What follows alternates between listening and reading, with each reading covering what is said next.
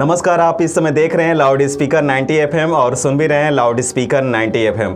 आज हमारे स्टूडियो में उपस्थित हैं senior physiotherapist doctor Rakesh Kumar Singh ji, जो PPW के प्रमुख भी हैं। आज सर से हम बात करेंगे सर्दियों के मौसम में कौन कौन सी ऐसी बीमारियां हैं जो उभरती हैं और उसका उपचार क्या है और उसकी प्रिकॉशन क्या है। सर, हमारे स्टूडियो में आपका बहुत बहुत स्वागत है। बहुत बहुत धन्यवाद। सर, सबसे पहले आप PPWA के प्रमुख हैं, तो इसके बारे में थोड़ा बताइए, PPW क्या है ये? जी, PPW Purvanchal physiotherapy welfare association, ये हमारा एसोसिएशन है। अभी हाल ही में हमने इसका जो है 29 अक्टूबर को एक भव्य सेमिनार किया है इंटरनेशनल लेवल पे, और काफ़ी मतलब ज़्यादा जितने मतलब फिजियोथेरेपिस्ट के जाने माने चेहरे हैं उसमें उपस्थित थे, और अपनी सारी जो है जितनी भी एक्सपीरियंस है उसको शेयर भी उन्होंने किया है। क्योंकि अवेयरनेस की जहाँ बात आती है, वहाँ अगर पेशेंट के बीच में फिजियोथेरेपी के लिए अवेयरनेस होनी चाहिए तो फिजियोथेरेपिस्ट को भी अवेयरनेस होनी चाहिए। तो इस एसोसिएशन के माध्यम से जो ये सेमिनार्स हम कराते हैं उसमें फिजियोथेरेपिस्ट भी जो नई नई टेक्निक और नए नए जो इन्वेंट्स होते हैं, ठीक है, उसके बारे में जानकारी उनको मिलती रहती है ताकि वो अपने पेशेंट पे उसका उपयोग कर सकें। तो ये हमारा एसोसिएशन है जो पूर्वांचल में है, और इसमें शहर के और भी शहरों के जाने माने जो फिजियोथेरेपिस्ट इस पदाधिकारी हैं और अपना सहयोग हमें इस एसोसिएशन के माध्यम से दे रहे हैं। बहुत बहुत धन्यवाद सर इसके बारे में बताने के लिए। सर, चूँकि आप फिजियोथेरेपिस्ट हैं तो आपसे हम ये जानना चाहेंगे कि सर्दियों के मौसम में कौन कौन सी ऐसी बीमारियां होती हैं जो उभर कर सामने आती हैं? बिल्कुल, देखिए, सर्दियों का मौसम एक्चुअली जलवायु परिवर्तन इसमें होता है। तो जलवायु परिवर्तन में जैसे सर्दियां जो होती हैं, सर्दियों का सीधा प्रभाव जो है हमारे शरीर के हड्डियों, मांसपेशियों और ब्लड सर्कुलेशन पे डायरेक्ट उसका इम्पैक्ट जो है पड़ता है, जिससे कई बीमारियां उभर के आती हैं। मस्कुलर में अगर देखें, जिसमें फिजियोथेरेपी का इन्वॉल्वमेंट बहुत ज़्यादा है, उसके सहयोग से हम उसको सबसाइड कर सकते हैं, उसको नियंत्रित कर सकते हैं, उसको ट्रीट कर सकते हैं। उसमें सबसे बड़ी बीमारी तो स्ट्रोक है जो न्यूरो से रिलेटेड है।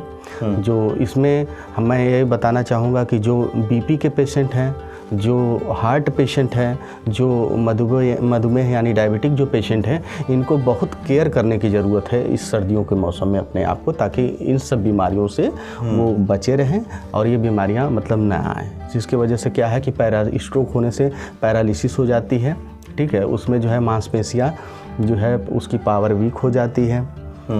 सर्दियों के मौसम में अक्सर ये सुनने को आता है कि ज़्यादातर जो है कान में हवाएं लगती हैं। बाइक राइडर जो बाइक चलाते हैं तो उससे कानों में अगर हल्की फुल्की दर्द है तो उसकी भी ENT सर्जन से जांच आप करा लें, फिजिशियन को दिखा लें। क्योंकि होता क्या है कि उसमें जब हवाएं लगती हैं, ठंडी सर्द हवाएं, तो उसमें फेशियल पाल्सी या ब्रेस्ट पाल्सी जैसी प्रॉब्लम आती है, जिसको मतलब चेहरे का लकवा भी कहते हैं, जो फिजियोथेरेपी के माध्यम से हम उसको सही करते हैं। सर, इन सारे बीमारियों में जो भी आप अभी बता रहे हैं उसमें फिजियोथेरेपी का क्या इम्पोर्टेंस होता है? देखिए, इन सभी बीमारियों में फिजियोथेरेपी का बहुत बड़ा इम्पोर्टेंस है। क्योंकि जैसे स्ट्रोक है, मैंने प्रिकॉशन की बात कही एक, तो प्रिकॉशन तो हर पैथी में है कि सबसे पहले फर्स्ट प्रिकॉशन ही बताए जाते हैं कि बीमारी हो ही नहीं। फिर अगर हो भी गई है तो उसके निदान के लिए हम तुरंत मेडिसिन, जहाँ पर मेडिसिन का रोल है, मेडिसिन हो जाती यूज करते हैं। उसके बाद फिजियोथेरेपी का रोल, जैसे मैंने बताया कि अभी जो है कान की बीमारियों से जो हमारे जो चेहरे का लकवा हो जाता है, उसमें फिजियोथेरेपी का बहुत बड़ा रोल है।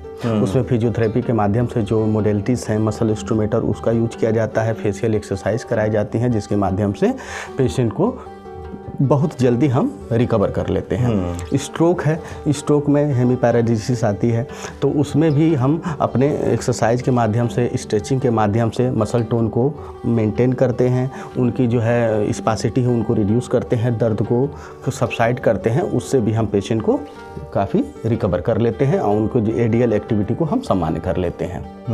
अभी एक नई चीज़ आई है, जैसे लोग सभी कहते हैं, अभी आप किसी से पूछिए कि मुझे अरे गर्दन में प्रॉब्लम है तो बोलते सर्वाइकल हो गया, सर्वाइकल हो गया। हाँ सर, ये सर्वाइकल कॉमन है कि सर्वाइकल हो गया। अब उसमें सर्वाइकल हो गया तो मतलब सर्वाइकल कैसे हो गया? जैसे सर्वाइकल स्पॉन्डिलोसिस, सर्वाइकल स्पॉन्डिलाइटिस।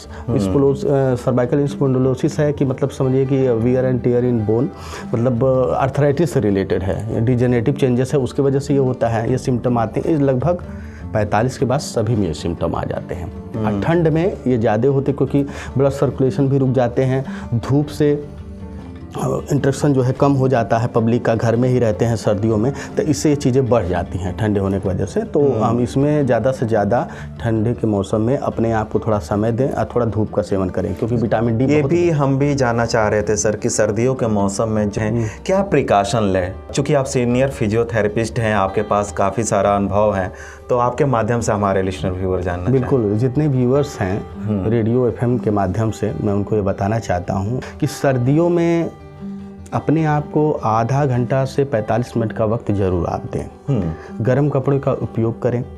जो हार्ट के पेशेंट हैं, जो डायबिटिक पेशेंट हैं, जो बीपी के पेशेंट हैं, ऐसे पेशेंट अगर मॉर्निंग वॉक के लिए निकलते हैं तो गर्म कपड़े का उपयोग ज़रूर करें और हीट से अपने बदन को ज़रूर सेकें। और जैसे इसमें सबसे जो मुख्य है, मतलब फिजियोथेरेपी का जहाँ नाम आता है तो मेन आता है जॉइंट्स पेन का। हाँ, अर्थराइटिस तुरंत उभर के आती है। हाँ। अर्थराइटिस में जो सबसे मतलब सीवियर अर्थराइटिस है, रूमेटॉइड अर्थराइटिस है, जिसका कंट्रोल बहुत कम है। फिजियोथेरेपी के माध्यम से हम उसको सबसाइड करते चलते हैं, मेडिसिन भी चलती है। तो अर्थराइटिस के जितने भी पेशेंट हैं उन पेशेंट को यही बोलेंगे कि वो सर्दियों में सेक का उपयोग ज़रूर करें, हीटिंग पैड का यूज करें। सुबह अगर धूप निकलती है, कभी कभी धूप नहीं निकलती है, तो घर में ही हीटिंग पैड का इस्तेमाल करें या गर्म पानी की सेक का इस्तेमाल करें जोड़ों पे, ठीक है। और 15 मिनट की रेगुलर एक्सरसाइज वो ज़रूर करें सारे जॉइंट्स की। और हो सके तो अगर धूप अगर उनको मिलती है सुबह की धूप, तो थोड़ा कुछ मतलब पेन रिलीफ ऑइंटमेंट या फिर ऑयल, या नहीं कुछ है तो जैसे रूरल एरिया है तो सरसों का ही तेल शुद्ध जो हो वो घुटनों पे और जॉइंट्स पे लगा के थोड़ा धूप की सेकाई वो करें, तो इससे काफ़ी कंट्रोल होगा कि ये बीमारी बहुत नहीं उभरेगी और जो है कंट्रोल में रहेगी। तो सर यही सेल्फ केयर के सारे पार्ट आप बता रहे हैं कि जिसको सेल्फ केयर, इसमें सेल्फ केयर को भी आप ले सकते हैं। सेल्फ केयर में हम यही कर सकते हैं, अपने जोड़ों की जो है इसी तरीके से सुरक्षा कर सकते हैं, देखभाल कर सकते हैं कि 15-20 मिनट की एक्सरसाइज डेली करें, धूप जरूर सेकें, ठीक है, जिससे आपको विटामिन डी प्रॉपर वे में आपको मिलती रहे। डॉक्टर साहब जाते जाते एक और भी जानकारी आपसे हम लेना चाहेंगे कि जब भी जोड़ों का दर्द होता है या सर्वाइकल जो अभी बता रहे थे, घुटने का ये सारे दर्द हो गए, तो उस समय मरीज के पास एक ही दिमाग में आता है कि हम दवा लेकर खा लें, इससे हमें आराम मिल जाएगा। लेकिन चूंकि आप एक सीनियर फिजियोथेरेपिस्ट हैं, तो आप उनको क्या सलाह देना चाहेंगे? देखिए, जब क्रॉनिक कोई कंडीशन है, पेन बहुत ज़्यादा है, अचानक से हो गया, जैसे अभी सर्दियों में सुनाई देगा कि अचानक से लोग कहेंगे कि हाँ चिलिक पड़ जाती है। चिलिक। अब चिलिक कैसे पड़ जाती है गर्दन में? होता क्या है कि जो स्पॉन्डिलाइटिस की जो बात कर रहे हैं, यानी मसल्स में जो इन्फ्लेमेशन हो जाता है, स्केलेटनी मसल्स जो गर्दन के सराउंडिंग है हमारे, ठीक है, तो उसमें अभी क्या है कि ज़्यादातर हम उपयोग मोबाइल फ़ोन का कर रहे हैं। तो मोबाइल फ़ोन क्या करते हैं, हम ऐसे कान के नीचे से दबा लिए और अपना बाइक चला रहे हैं। तो इससे भी एक और बीमारी टॉर्टिकोलिस बोलते हैं उसको, अच्छा, ठीक है, जो ये ऐसे मैं मसल कर रहा हूँ, जो मसल दिख रही है स्टेनोक्लेडोमास्टाइड मसल, ठीक है, ये श्रिंकेज हो जाती है, तो इसके वजह से भी पेन हो जाता है, ठीक है। तो इसके लिए भी पेन हो जाता है। और सराउंडिंग जो मसल्स हैं, जैसे हेलमेट का उपयोग बहुत ज़रूरी है, करना भी चाहिए। लेकिन हेलमेट के लिए मैं एक बात कहना चाहूँगा कि हेलमेट आप जब भी खरीदें, अच्छा, तो ब्रांडेड खरीदें और हल्का खरीदें। बहुत भारी, क्योंकि अब हमें सामान्य है कि हेलमेट लगाना ही लगाना है। हेलमेट लगाने से जो मसल वीकनेस है, क्योंकि एक्सरसाइज तो सभी करते नहीं हैं गर्दन की, तो उससे जो प्रेशर पड़ता है उससे हमारे स्केलेटनी मसल्स बहुत वीक हो जाते हैं। तो जो ये स्कल का जो वेट है वो नहीं ले पाते हैं, जिसकी वजह से अलाइनमेंट डिस्टर्ब होने से सर्वाइकल स्पॉन्डिलाइटिस हो जाती है। तो एक तो ये है कि हम हल्का लगाएं, ब्रांडेड लगाएं। दूसरा, अगर हमको हल्का फुल्का पेन है सर्दियों में तो कॉलर लगाएं। और अगर सर्दियों में हो सके तो जैसे मफलर का पहले यूज हम लोग करते थे, अब तो वो मतलब फैशन में नहीं है, लेकिन मैं कहूँगा कि मफलर का यूज जरूर गर्दन पे करें अगर बाइक चलाते हैं। अच्छा। ताकि ये मसल पे ठंडी हवा न लगे, उसके वजह से इसमें चिलिक न पड़े, ठीक है। तो ये समस्या आई थी तो आदमी तुरंत जो है कोई मसल रिलैक्सेंट या वो ले लेता है, लेकिन तत्काल के लिए तो ठीक है, अच्छा, लेकिन ये परमानेंट जो है उसका इलाज नहीं है। तत्काल के लिए ले लिए, बहुत पैनिक हैं तो आप ले लिए, उसके लिए है कि हीटिंग का उपयोग करें, गर्म पानी में नमक, सेंधा नमक या वो सादा नमक ही मिले, उससे सेकाई करें, ठीक है। तकिया रात को सोते समय अगर सीधे सोते हैं तो तकिया बिल्कुल नहीं यूज करें। अगर साइड लाइंस होते हैं करवट लेके तो तकिया का इस्तेमाल जरूर करें, क्योंकि ये जो इतना शोल्डर्स लेके इतना गैपिंग है तकियों के माध्यम से हमारा मेंटेन होना चाहिए। अच्छा। हाँ, क्योंकि जो स्टिफनेस आती है, अकड़न आती है सर्दियों में, वो गलत पोस्चर जो इसका बन जाता है तकिए की वजह से, ये ज़्यादा बनता है। सुबह उठते लोग बोलते हैं चिलिक हो गए, तो उसके लिए दवा लेंगे। दवा का आप सभी लोग जानते हैं, हमारे सारे व्यूअर्स जानते हैं कि हर दवाइयों का साइड इफेक्ट है। तो अगर हम बार बार दवाइयों को लेंगे तो एक बीमारी तो सही होगी, दूसरी बीमारी डेवलप हो जाएगी। तो जो बीमारी हमें लगता है कि हमें फिजियोथेरेपी के माध्यम से, सेल्फ केयर के माध्यम से हम उसको सबसाइड कर सकते हैं, ख़त्म कर सकते हैं, तो उसमें मुझे लगता है कि दवाई लेने की जरूरत नहीं है, हमें बचना चाहिए। हाँ, उसमें ज़रूरत नहीं है। डॉक्टर साहब, एक कोई टिप्स देना चाहें हमारे लिसनर व्यूअर से कि सर्दियों के मौसम में हेल्दी रह सके, तो कुछ खान पान के बारे में। खान पान के मामले में मैं यही कहूँगा कि लोग अवॉइड करते हैं।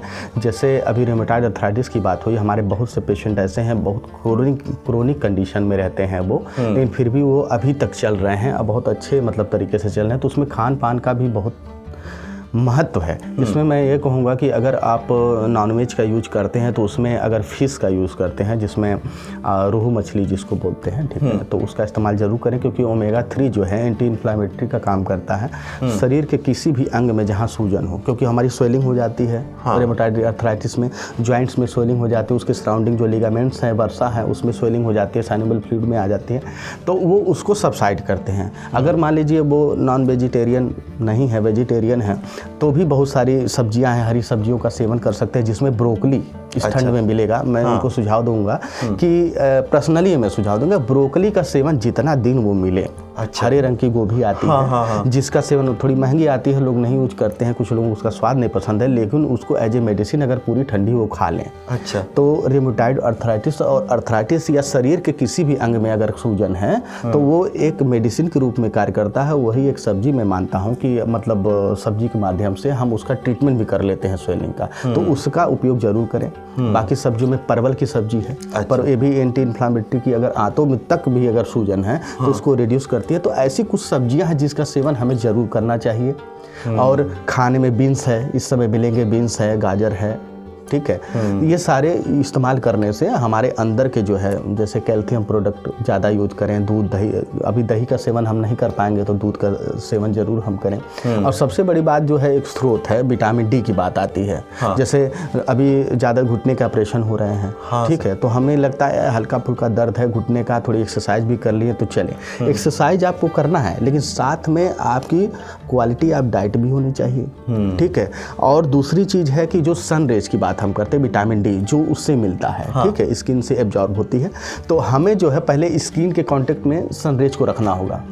उसके लिए हमें जरूर सिकाई, सुबह की सिकाई सूरज की रोशनी की हमें लेनी है, जिससे विटामिन डी प्रॉपर तरीके से मिले, क्योंकि विटामिन डी का मुख्य कार्य यही है कि हमारे हड्डियों को वो सख्त बनाती है, फ्लेक्सिबल ज़्यादा नहीं करती है। अगर हम नहीं लेंगे तो वही फ्लेक्सिबल हो जाती है और हड्डियाँ टेढ़ी हो जाती हैं। टेढ़ी होने पे ये होता है कि धीरे धीरे जब तक हमारे पास पेशेंट आता है तब तो हड्डियों का कर्वेचर इतना ज़्यादा मतलब घूम जाता है कि हमें भी सजेस्ट करना पड़ता है कि आप ऑपरेशन तक जाइए। काफ़ी हद तक हम ऑपरेशन के लिए नहीं भी जाने देते हैं, बचा लेते हैं, लेकिन मैं उन पेशेंट को बोलता हूं जो बिल्कुल मतलब जिनको जानकारी भी है फिजियो का और वो नहीं ले सकते हैं किसी भी कारणों से, कि वो एफोर्ड नहीं कर सकते हैं या फिर उनको नॉलेज नहीं है, तो ऐसे कंडीशन में पहुँच जाते हैं। तो ऐसे कंडीशन में न पहुँचे, इसके लिए इस ठंड में उनको धूप का सेवन 15 से 20 मिनट जरूर करना है, जरूर से करना है, और 15 मिनट की एक्सरसाइज।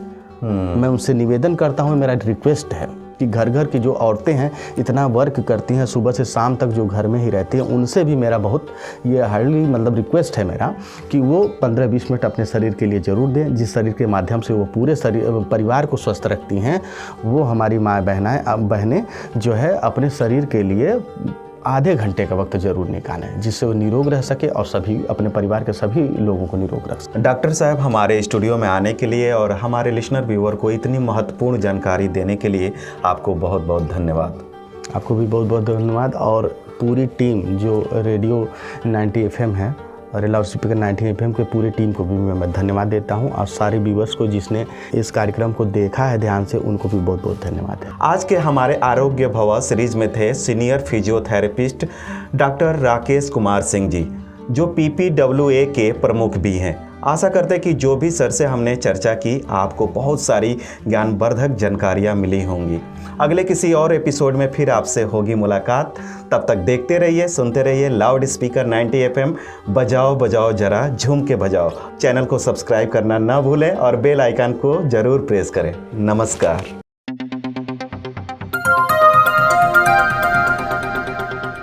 बजाओ जरा झूम के बजाओ, बजाओ बजाओ जरा झूम के बजाओ।